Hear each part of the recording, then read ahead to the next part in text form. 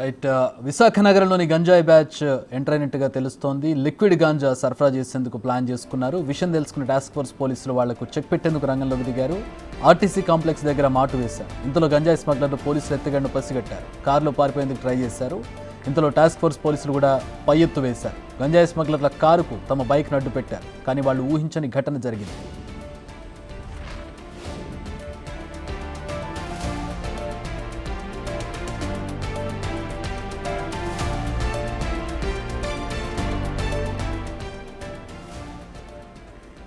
విశాఖలో గంజాయి ముఠా వీరంగం మామూలుగా లేదు. టాస్క్ ఫోర్స్ పోలీసుల బైక్ను తమ కారుతో ఢీకొట్టారు, పారిపోయారు. తమను పోలీసులు వెంబడిస్తున్నారని గ్రహించి షీలానగర్ దగ్గర కారును వదిలేసి పారిపోయారు. కారులో లిక్విడ్ గాంజాను పోలీసులు స్వాధీనం చేసుకున్నారు. నిందితుల కోసం ప్రస్తుతం గాలింపు చర్యలు చేపట్టారు.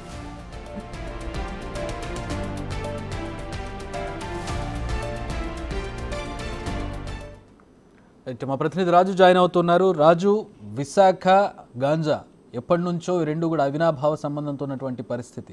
గత ప్రభుత్వంలో పరిస్థితి చాలా దారుణంగా ఉండింది. ఇప్పుడు కూడా పరిస్థితి ఏం భిన్నంగా ఉన్నట్టు కనపడడం లేదు.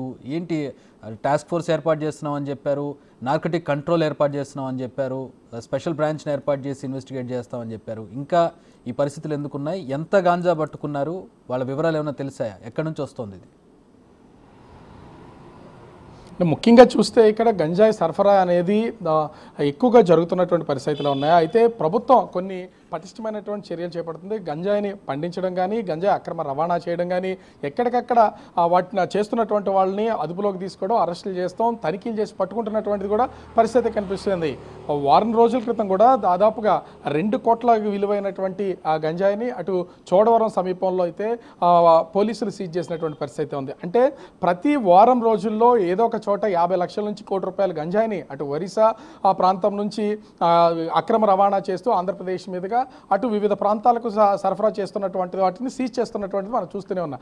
అయితే అంటే భారీగా అటు లారీల్లోని కానీ కారుల్లో కానీ పెద్ద పెద్ద ప్యాకెట్స్ చేసుకుని ఆ ప్యాకెట్లలో ప్యాక్ చేసుకుని తీసుకెళ్తున్న వాటికి ఆ పోలీసులకి ఈజీగా దొరుకుతుందనే ఉద్దేశంతో గంజాయిని అక్రమ రవాణా చేస్తున్నటువంటి స్మగ్లర్లు కొత్త పందా అయితే చేస్తున్నటువంటి పరిస్థితి కనిపిస్తుంది. లిక్విడ్ రూపంలో ఆ గంజాయిని వీళ్ళు అక్రమ రవాణా చేస్తున్నటువంటి పరిస్థితి అయితే ఉంది. ఈ నేపథ్యంలోనే టాస్క్ ఫోర్స్ పోలీసులకు పక్కా సమాచారం అయితే ఉంది. వాళ్ళు వెళ్తున్నటువంటి రూట్ను కూడా ముందస్తుగా తెలుసుకున్నటువంటి టాస్క్ ఫోర్స్ పోలీసులు విశాఖ ఆర్టీసీ కాంప్లెక్స్ దగ్గర అయితే వాళ్ళు మాట వేసి ఉన్నటువంటి పరిస్థితి అయితే ఉంది. గంజా ముఠా వాళ్ళ కారులో లిక్విడ్ గాంజాని తీసుకెళ్తున్నటువంటి సమయంలో పోలీసులు బైక్తో వచ్చి వాళ్ళని అడ్డగించే ప్రయత్నం అయితే చేశారు. అయితే పోలీసుల బైక్ని కూడా వీళ్ళు అంటే గుద్దుకుంటూ అక్కడి నుంచి పరారైనటువంటి పరిస్థితి అయితే కనిపిస్తుంది. పోలీసులు ఆ వాహనాన్ని గుద్దుకున్నటువంటి నేపథ్యంలో ఇద్దరు పోలీసులు పడిపోయినటువంటి పరిస్థితి అయితే ఉంది. వీళ్ళు లేచి తేరుకుని మళ్ళీ మూవ్ అయ్యే లోపు అంటే వీళ్ళు టాస్క్ ఫోర్స్ పోలీసులు, పైగా వీళ్ళు యూనిఫామ్ లేకపోవడంతో కొంత ఆ పక్కన ఉన్నటువంటి వాళ్ళకు కూడా ఏం జరుగుతుందనేది స్థానికులు కూడా గుర్తించలేనటువంటి పరిస్థితి అయితే ఉంది. అక్కడి నుంచి ఆ గంజా స్మగ్లింగ్ చేస్తున్నటువంటి స్మగ్లర్లు అత్యంత వేగంగా గాజువాక వైపు వాళ్ళ ఆ కారులో ప్రయాణం చేస్తూ వెళ్తున్నటువంటి పరిస్థితి ఉంది. కానీ వెనక ఇదే బైక్ మీద పోలీసులు కంటిన్యూగా వీళ్ళు ఫాలో అవుతున్నారు. తర్వాత ఈ సిగ్నల్స్ దగ్గర కూడా వీళ్ళు ఐడెంటిఫై చేస్తున్నారు అనేటువంటి గమనించినటువంటి గంజా స్మగ్లర్స్ షీలానగర్ సమీపంకి వెళ్ళేసరికి తమ కారును వదిలేసి అక్కడి నుంచి పరారైనటువంటి పరిస్థితి ఉంది. కానీ కారులో ఎంతమంది ఉన్నారు ఏంటనేది పోలీసులు కూడా ఇప్పటి వరకు వాళ్ళకి ఒక లెక్క అయితే తేలలేదు. అంటే ఎంత వాల్యూ అయినటువంటి లిక్విడ్ గంజాని స్వాధీనం చేసుకున్నాం, సీజ్ చేసాం అనేది కూడా పోలీసులు ఇప్పటివరకు వెల్లడించినటువంటి పరిస్థితి అయితే లేదు. కానీ కారు నెంబర్ ఆధారంగా వీళ్ళు ఎక్కడి నుంచి వచ్చారు ఏంటనేది డేటా మొత్తాన్ని సీసీ కెమెరాల ద్వారా ఎక్కడెక్కడి నుంచి వీళ్ళు ట్రావెల్ చేసి వస్తున్నారనేది మాత్రం పూర్తి స్థాయిలో వీళ్ళు పోలీసులు అయితే దీని మీద విచారణ చేస్తున్నటువంటి పరిస్థితి ఉంది. ఒక విశాఖ నగరంలోనే కాదు, ఉమ్మడి విశాఖ జిల్లా వ్యాప్తంగా అటు అరకు నుంచి ఇటు అనకాపల్లి జిల్లా, ముఖ్యంగా విశాఖ జిల్లా ఈ 3 ప్రాంతాలని సరౌండ్ చేస్తూ సీసీ కెమెరాలు అయితే ఉన్నవి. అసలు ఎక్కడ స్టార్ట్ అయింది, ఆ జిల్లాలోకి ఎక్కడ ప్రారంభమైన అనే దాని మీద మొత్తం అంతా కూడా ప్రస్తుతం అయితే ఈ గాంజా వెహికల్కి సంబంధించి పోలీసులు అయితే, ఎందుకంటే పోలీసులను ఢీకొని పోలీసుల మీద ఒక విధంగా చెప్పాలంటే హత్య ప్రయత్నం చేసినట్టే ఆ గంజా స్మగ్లర్లు అనేది పరారైనటువంటి పరిస్థితి అయితే కనిపిస్తుంది. ఈ నేపథ్యంలోనే పూర్తి స్థాయి డేటా ఈ కార్ నెంబర్ ఆధారంగా పోలీసులు అయితే విచారణ చేస్తున్నటువంటి పరిస్థితి అయితే ఉంది. ఈ డేటా వస్తే కానీ నిందితులు ఎంతమంది ఉన్నారు, వాళ్ళు ఎక్కడ పరారయ్యారు అనేది తెలుసుకునే అవకాశం అయితే ఉంది. నిందితుల కోసం పోలీసులు ప్రస్తుతం అయితే గాలింపు చర్యలు చేపడుతున్నటువంటి పరిస్థితి కనిపిస్తుంది. చక్రి, రైట్, మీరు చూస్తున్నారంటే లాస్ట్ గవర్నమెంట్ మారింది. ఇప్పుడు హోమ్ మినిస్టర్ కూడా స్పెషల్గా దృష్టి పెట్టారు గంజాయికి సంబంధించి. వాళ్ళ ఆరోపణలు కూడా గత ప్రభుత్వం మీద కావచ్చు, ప్రభుత్వం మారిన తర్వాత కావచ్చు, ఆరోపణలు ఎట్లా ఉన్నాయి. విశాఖలో తీవ్రత ఎక్కువగా ఉందన్న విషయం అందరికీ తెలుసు. ఏం చేంజెస్ వచ్చాయి గవర్నమెంట్ మారిన తర్వాత? ఎందుకంటే అటు ఒడిశా బార్డర్ నుంచి కావచ్చు, ఇటు అరకు పాడేరు వైపు నుంచి కావచ్చు, విపరీతమైనటువంటి ఫ్లో ఉంటుంది, గంజాయి ఫ్లో ఎంత లేదన్నా ఎంతో కొంత లోపలికి వస్తూనే ఉంటుంది. సో ఏంటి దానికి తీసుకున్న చర్యలు ఏంటి వైజాగ్లో ప్రత్యేకించి? అంటే కొత్త ప్రభుత్వం వచ్చిన తర్వాత ముఖ్యంగా చూస్తే గంజాయి అక్రమ రవాణా కానీ పంటలు పండించడం కానీ దీని మీద పటిష్టమైనటువంటి నిఘా అయితే ఉంచినటువంటి పరిస్థితి కనిపిస్తుంది. అటు పాడేరు ఎస్పీ అంటే అల్లూరు జిల్లాకు సంబంధించినటువంటి ఎస్పీ కానీ ముఖ్యంగా అనకాపల్లి జిల్లాకు సంబంధించిన ఎస్పీ వీళ్ళిద్దరు పర్యవేక్షణలో ఆ డ్రోన్ల సాయంతో ఆయా ఏజెన్సీ ప్రాంతాల్లో అయితే ఖచ్చితంగా ఎక్కడ గంజా పండిస్తున్నారనేది పర్యవేక్షణ చేస్తున్నటువంటి పరిస్థితి అయితే ఉంది. ముఖ్యంగా విశాఖ నగరానికి సంబంధించి వీళ్ళు ఎటు నుంచి అటు అరకు నుంచి వచ్చినా లేదా ఇతర ప్రాంతాల నుంచి వచ్చినా కూడా గంజా రవాణా అనేది విశాఖ సిటీ మీద నుంచే ఎక్కువ శాతం రవాణా అవుతూ ఉంటుంది. ఎందుకంటే అటు అనకాపల్లి జిల్లాకి వెళ్ళాలన్నా కూడా అనకాపల్లి జిల్లా సపరేట్ జిల్లాగా ఉన్న ఇది సిపి పోలీసు ఆధ్వర్యం మాత్రము వాళ్ళ రూట్ చేంజ్ అయ్యేది, రూట్ కలిసేది మాత్రం విశాఖ పోలీసులు అండర్లోనే ఉన్నటువంటి నేపథ్యంలో ఎక్కడికక్కడ పర్యవేక్షణ అనేది కొనసాగుతున్నటువంటి పరిస్థితి ఉంది.